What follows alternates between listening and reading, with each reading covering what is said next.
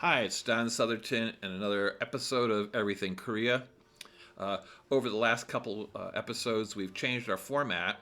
As I explained in depth last episode, with COVID, we're not able to travel. We're not able to be visiting clients and friends, having our coffee chats, having our office chats. So this new format is really focused on trying to sort of be where I'm jumping into your office, knocking on the door, we're sitting down and we're having a discussion.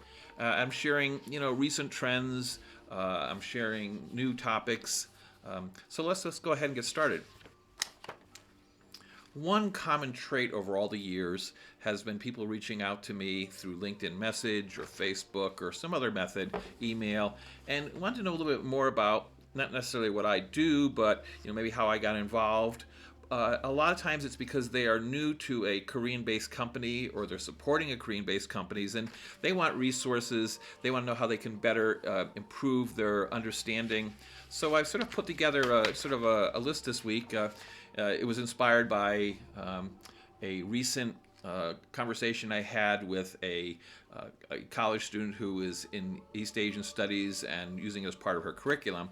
So, and her requirements for school. So I sort of pulled it together. So, and again, it reminds me when I do these lists of why I got started and why I'm in the right place. So, with that, let's go ahead and get started. The first question was, what first inspired you to take up an interest in the Asian business, East Asian business? And my answer is always really pretty standard. In the early 1970s, I began a lifelong interest in the martial arts, more specifically the Korean martial arts, with their traditions of respect and the discipline and the culture. This passion grew over the years and really fueled decades of study and research into the Korean language, history, people, and I have to really layer on so many trips to Korea that I've lost track. The second question was, do you have any other plan? Did you have any other plans before you went down your current path? What encouraged you to found Bridging Culture? Well, yes, I originally looked to build upon my writing and academic work as a cultural historian. In the early 2000s, I had returned to academia, and after a few years, a mentor Korean professor, questioned me on why, with my business background and knowledge of Korea, and with that, I should be considering supporting Korean companies looking to go global and enter the U.S. market. And this is quite a while ago. And at that time, this professor was probably, working a lot with Korean corporations on how to help them better understand the Americas. And he thought it would be really, a real good niche for me to get into is supporting these Koreans that were coming over to America. And then soon after, I was contacted by Hyundai Motor America, and now it's after almost 20 years. And as a friend once introduced me to a team in Korea, Don has lived many lives. So this Korean work that stemmed originally from working originally with the Hyundai Motor Group has shifted over the past 20 years as projects surface, from global cultural training to market entry to advising major land development projects to retail, food brands, and now I'm very engaged in the whole EV, AV automotive sector. Next, what skill or group of skills that have had been invaluable to you to allow you to succeed in your role as a CEO and a consultant to Korean companies? Well, that's a great question, and many of you that are already listening to me today are very much in tune to this because it's really a matter of lifelong learning, And for Korea is ever changing, so one needs to stay current on the trends and probe for the understanding into what may be different than just a couple months ago. So I feel my strength is that I'm able to go and really look at Korea long-term perspective, historically, to see what's different, what's changing, and how do I have to, when I'm advising somebody, what do I have to share with them that they need to know, because they might have a preconceived idea based on their own experiences, maybe even years ago, or maybe a trip or two to Korea. So it's really been a matter of too often we become fixed on what we've seen as a norm or practice, but not on the transition occurring. So advising clients, and I know many that many are very current and understand what's currently going on. The question I often answer is, where are things going to be a year from now? And this is really most valuable usually. You know, uh, it asks a really bold question here. Is there one experience or moment that made you feel you were on the right role? That's a very long story to answer, but the short version was, I think it was about 2005. I had been called down to work at the Hyundai Motors newest plant in Alabama, and there were some issues there, and some tensions between both the Korean and the American teams. Uh, they thought it was cultural. They thought it was maybe the difference in clashes in culture and language. They were contributing to that. But to make a long story short, after working a session or two, a couple hours into a session there, I realized it was not Koreans and Americans.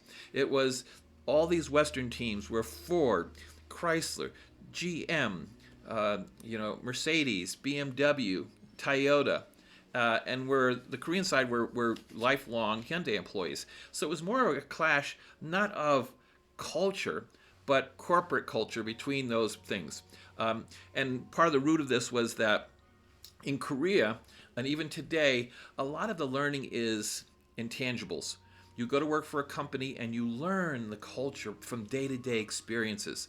And I experience this personally because working and supporting Korean companies, that's one of the things that I really look to get a hold of. What's different here in this company? How do they look at their culture? How do they interact with each other? And on the other side, what was many of the Western teams, they were lifelong Ford, so they had standard operating procedures and books and manuals, and so when many of the Western teams were looking for this from the Korean team, they thought there might have been a trust issue, that maybe they were withholding this information, but it was a very different way of approaching that. So, it was really, for me, it was really this epiphany that, when I went in there, I was able to sort of pull out what the real problem was. In listening to before going in, listening to the leadership on both sides, it was culture. It was the Koreans and the Americans.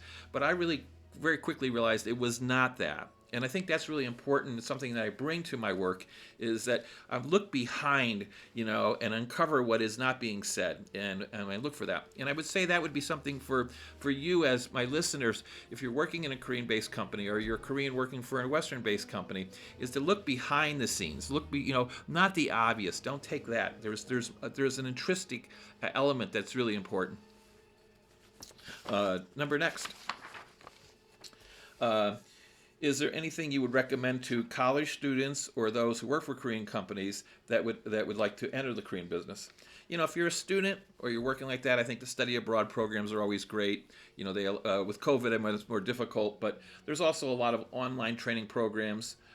One thing great about many of the Korean-based companies in America is they have intern programs in the summer for college students, and I've worked with the one at Kia many years. Hyundai Capital has a great one. So it's really a good way for college students, if you're interested in pursuing this, to sort of jump in there. So I think that was sort of like that. The final question is, what traits make up the lowest performers in your experience? I'm not sure I like the word low performer, but I'd say that some struggle with working for Korean companies. We all come to the workplace with our own strengths and weaknesses. So a short answer would be, it truly depends upon the individual. I've known many who see themselves as very international, but frankly, without coaching and training, struggle with Korea.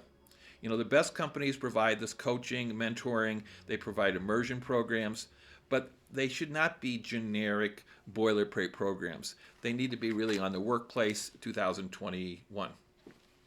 I did have another question here. Are there any tips for those who are passionate about working for East Asian and specifically Korea? As I shared before, there's the study abroad programs, the internships. For students, some universities have, an Asian or Korean student study group, which I think are really helpful. When I was in the university, I was always in these Korean study groups or these Korean support groups, and it was always very fascinating.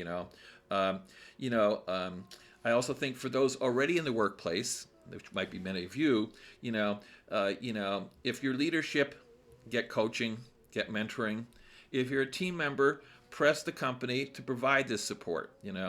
It's a great return on the time and the investment.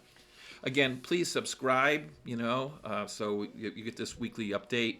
If there's any questions you have, please follow up. I will post this document. It's quite a long document here. I will post this in the notes so that if you'd like to go and read it or share it with somebody, you can. So, until next time, this is Don Southerton wishing you all the best.